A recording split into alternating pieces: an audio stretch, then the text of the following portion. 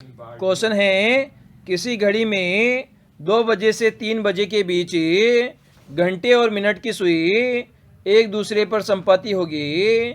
मतलब ये जिस पोजीशन पर आपकी मिनट वाली सुई है उसी पोजीशन पर घंटे वाली सुई होगी। तो इस कंडीशन को हमें घड़ियों की सुइयों का संपाती होना कहते हैं।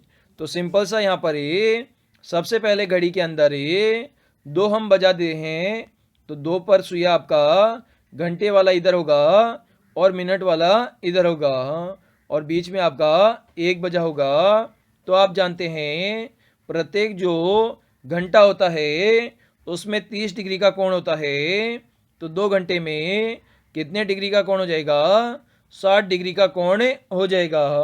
मतलब ये मिनट वाली सुई को 60 डिग्री चलेगी तब ये 2 पर पहुंच पाएगी और संपाती हो पाएगी।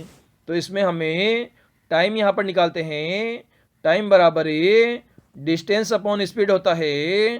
तो डिस्टेंस तो आपकी 60 डिग्री हो गई, जो कि मिनट वाली सुई चलेगी घंटे वाली सुई के ऊपर पहुंचने के लिए।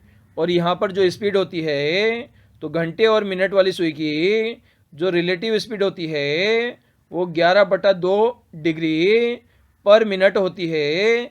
ये आपको याद रखना है। तो 11/2 का हम भाग देंगे तो यहाँ पर 60 का डबल हो जाएगा 120 से 11 का भाग देंगे तो 11 का भाग 120 में देंगे तो 10 बार 110 बार भाग जाएगा, रिमेनिंग आपका 10 रहेगा। 10 में 11 का भाग नहीं जाता तो 10/11 लिख देंगे। तो आपका समय 2 तो घड़ी में बज चुका है, तो समय आपका हो जाएगा 2 बजकर और मिनट यहाँ पर हमने निकाल लिए हैं 10 सही 10/11 मिनट हो जाएगा, जो कि आपको ऑप्शन नंबर ए में गिवन है। तो ए हमारा दिए गए क्वेश्चन का आंसर हो जाता है।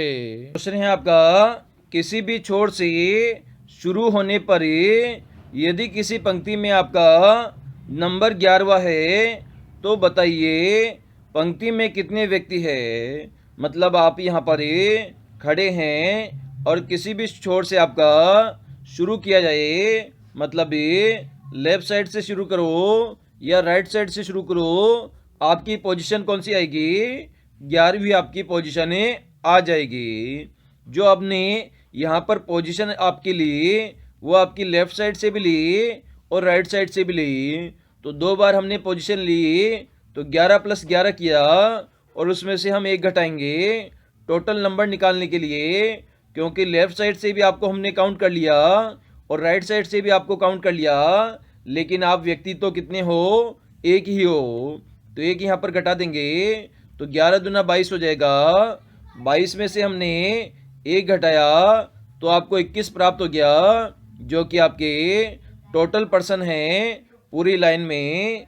तो ऑप्शन नंबर बी यहाँ पर हमारा करेक्ट हो जाएगा। पंक्ति में कितने व्यक्ति हो जाएंगे? 21 व्यक्ति हो जाएंगे। क्वेश्चन है आपका, शब्दकोश बोले तो जो आपकी डिक्शनरी होती है उसके अनुसार निम्नलिखित में से कौन सा शब्द चौथे स्थान पर आएगा?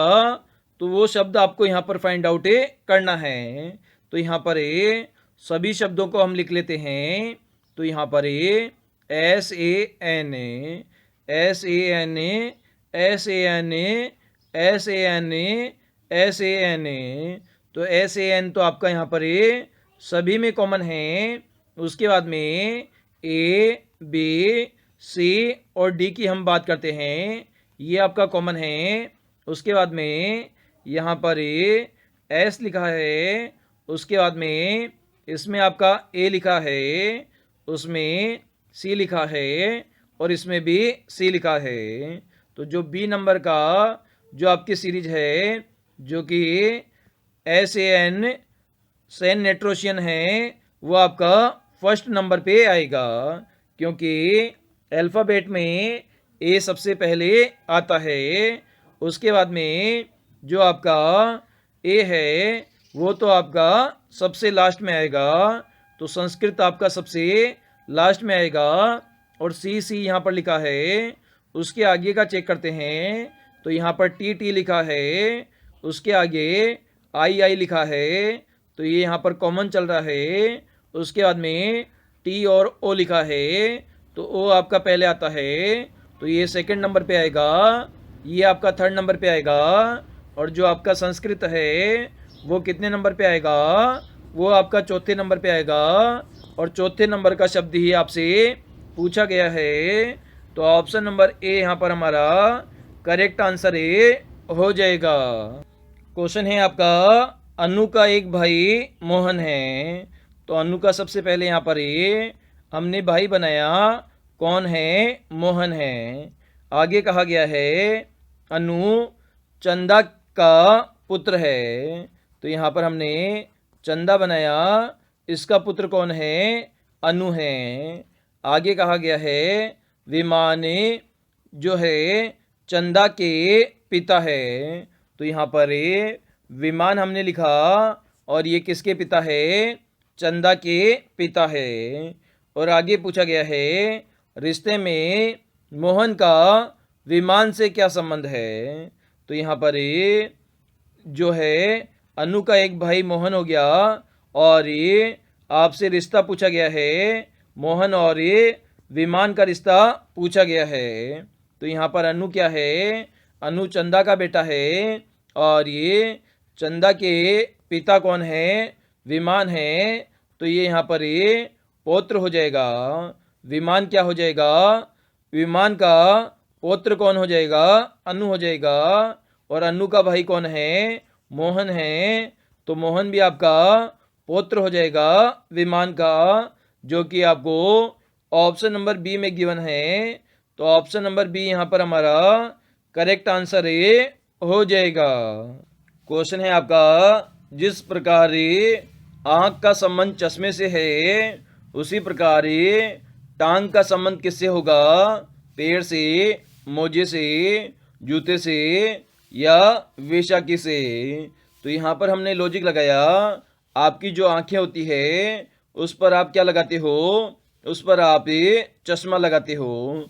चश्मा कब लगाते हो, जब आपकी आंखें जो है वो क्या हो जाती है, खराब हो जाती है, या आपको दिखना कम हो जाता है, तो उस समय आप क्या लगाते हो, चश्मा लगाते हो।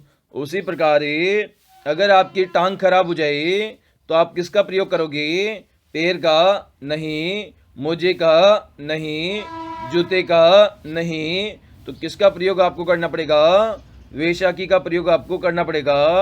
उसकी सहायता से आप चल पाओगे। जिस प्रकार चश्मे की सहायता से आप देख पा रहे हो, उसी प्रकार वेशाकी की सहायता से आप चल पाओगे। तो डी हमारा यहाँ पर करेक्ट आंसर हो जाएगा।